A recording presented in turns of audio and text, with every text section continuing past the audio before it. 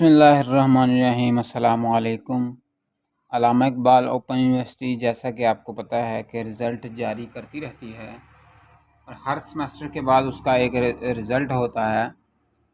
Last time जो result आया है उसमें भी स्टूडेंट्स को काफ़ी जो सब्जेक्ट हैं उसमें तहफ़्फ़ुज़ात हैं कि उनको लगता है कि उनके नंबर्स कम आए हैं, या उनको लगता है कि नंबर जो है ना वो उसकी कम आने की वजह उनकी ख़ुद की जो पढ़ाई है वो है, या फिर उनको नंबर कम आने की वजह यूनिवर्सिटी की जो चेकिंग है उसमें इशू लग रहा है। तो आज हम बात करेंगे इसके हवाले से कि अगर आप रीचेकिंग करवाना चाहते हैं या फिर आप चाहते हैं कि आपके नंबर इम्प्रूव हो जाएं और उसके मुतल्लिक आप चाहते हैं कि उसका दोबारा से दाखिला किया जाए या कोई ऐसा तरीका हो कि नंबर इम्प्रूवमेंट का, तो आज हम इस मौजू के ऊपर बात करेंगे और डिटेल बात करेंगे। तो आपसे दरख्वास्त है कि आपने वीडियो को मुकम्मल देखना है ताकि तमाम तरह की मालूमात आप तक पहुंच जाए। नए आने वाले व्यूवर्स से दरख्वास्त है कि आप चैनल को सब्सक्राइब करके बेल आइकन को प्रेस कर दें ताकि इसी तरह की मालूमात आप तक बर वक्त पहुंचती रहे। तो चलिए वीडियो को शुरू करते हैं।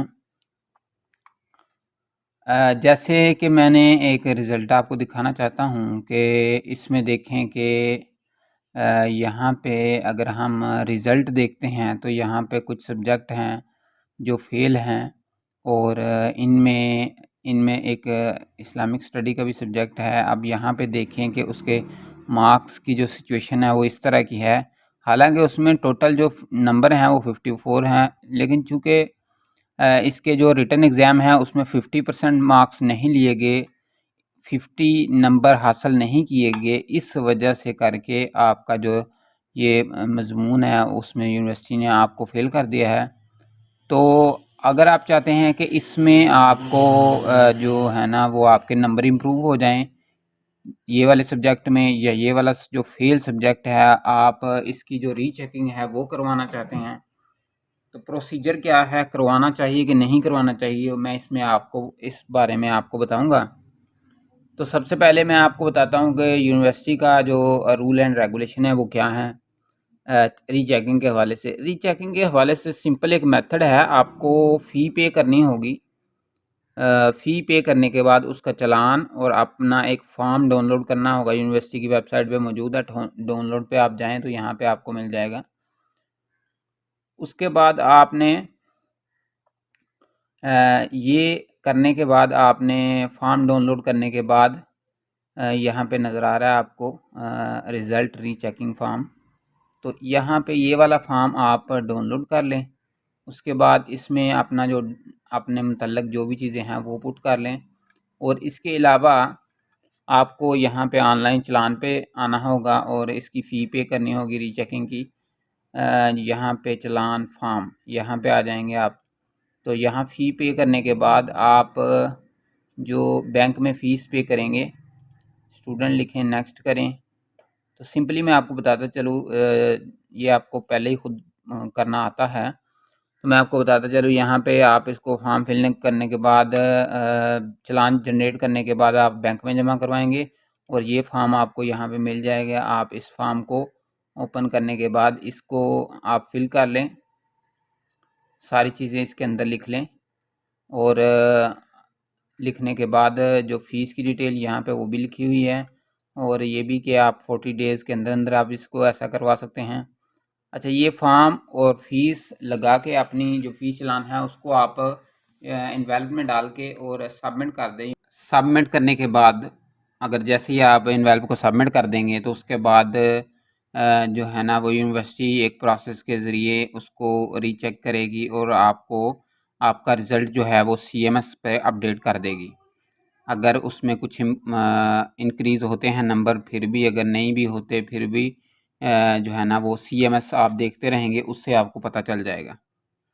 अब रह गई बात दूसरी, इसमें दूसरी बात जो है वो इम्प्रूवमेंट की, कि जिस तरह बोर्ड या किसी दूसरी यूनिवर्सिटीज़ में आप नंबर इम्प्रूव करने के लिए उसी सब्जेक्ट का दाखिला भेजते हैं, तो बाद में इम्प्रूव हो जाते हैं या नहीं होते, तो फिर पहले ही जो पहला जो नंबर था वो बरकरार रहता है।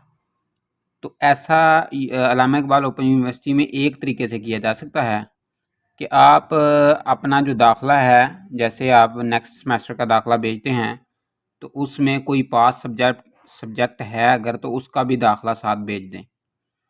तो जैसा कि यूनिवर्सिटी ने एक 3 क्रेडिट आवर की जो गुंजाइश दी है कि आप उसका एक दाखिला भेज सकते हैं साथ, तो आप उसका साथ भेज दें। बाद में जब उसका रिज़ल्ट आ जाएगा तो वो आपके डबल सब्जेक्ट हो जाएगा। फिर आप सब्जेक्ट को कैंसिल करवाने के लिए एक एप्लीकेशन लिखेंगे और एक सब्जेक्ट कैंसिल हो जाएगा जिसके नंबर कम है।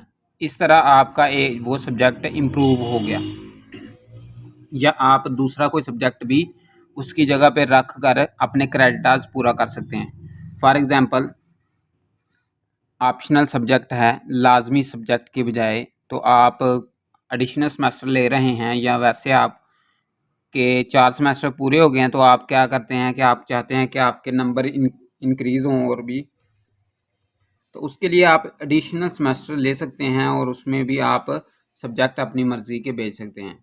लेकिन मैं आपको बताता चलूँ कि अगर तो आपकी सेकंड डिवीज़न बन गई है और आपके नंबर ठीक आ गए हैं, तो अगर किसी एक आध सब्जेक्ट में नंबर कम भी हैं तो मेरे ख़्याल में आपको टेंशन लेने की ज़रूरत नहीं है, आप उसको छोड़ दें, क्योंकि ये एक लंबा प्रोसीजर होगा।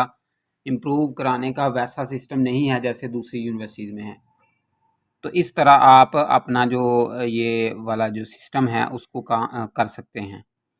इसके अलावा अगर कोई क्वेश्चन है आपके ज़हन में तो आप कमेंट सेक्शन में पूछ सकते हैं। अपना बहुत सा ख्याल रखिएगा। अल्लाह हाफ़िज़।